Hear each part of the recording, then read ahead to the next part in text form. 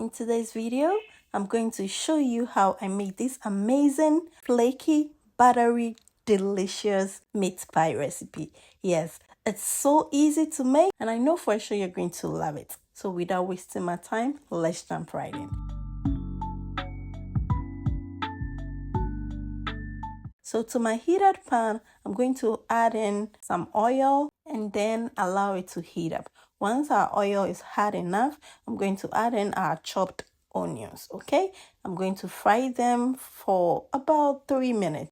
Then add in my ground beef, okay? So we'll allow the beef to cook, okay? Or until the beef is not red anymore.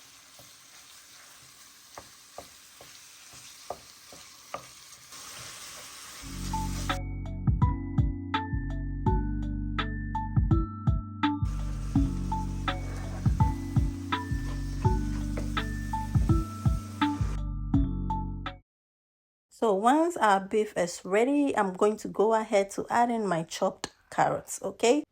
We'll then go ahead to give it a nice stir. And if you are new here, you are warmly welcome. Please don't forget to like this video and subscribe to join this beautiful family. So we'll go in with my potatoes and also give it a gentle stir.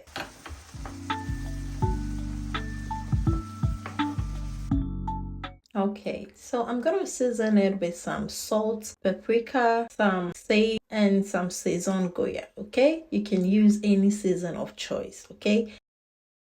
So once our seasonings goes in, I'm going to give it a gentle stir.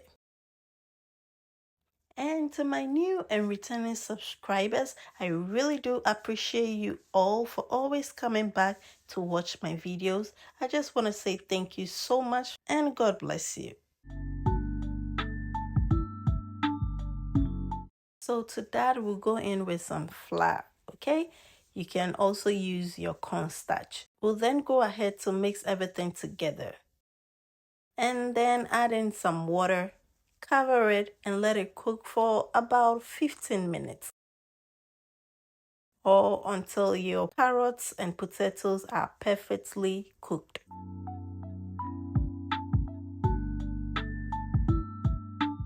Minutes later, our filling is looking perfect. What I'm going to do next is turn off the heat, then set it aside and allow it to cool completely.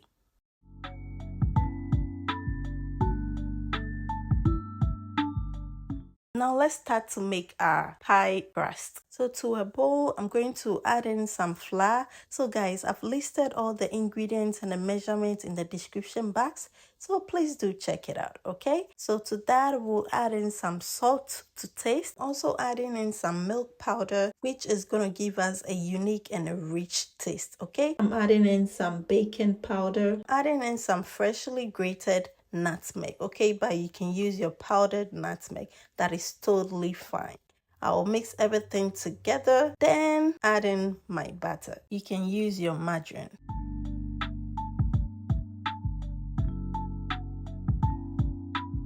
Please keep in mind that your butter should be cold. So what I'm going to do next is to mix my butter with the flour, and also I'll make sure that I don't add too much pressure to it, okay, which is because I don't want to activate a gluten in the flour. So gently I'm going to rub the butter in.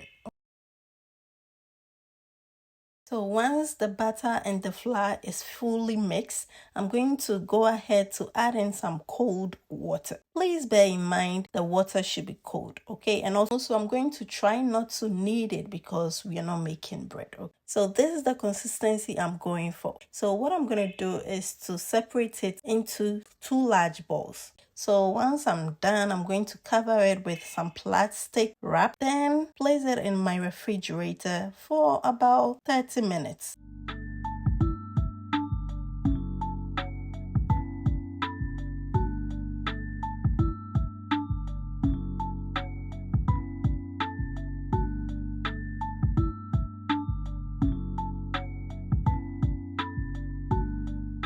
So guys, after 30 minutes, I've taken my dough out of the fridge and it is nice and cold, I'm going to cut them to my preferred shape. Then we'll start to roll, okay? So I've already sprinkled some flour on my working surface and also on my rolling pin, and then roll it to flatten it down.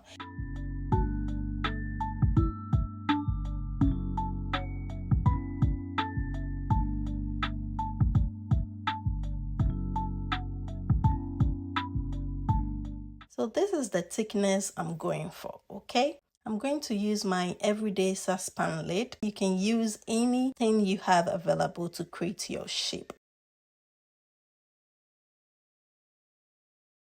We'll add my filling and then brush the edges with some water.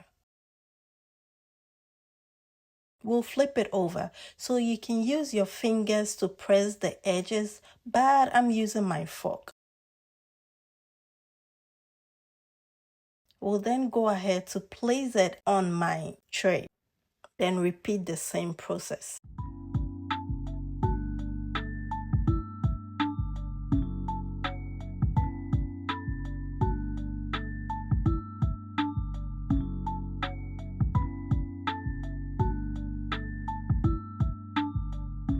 So now guys, I'm going to poke a few holes on my meat pie, then glaze it with some egg wash, okay, which is just 1 egg and a teaspoon of milk, okay.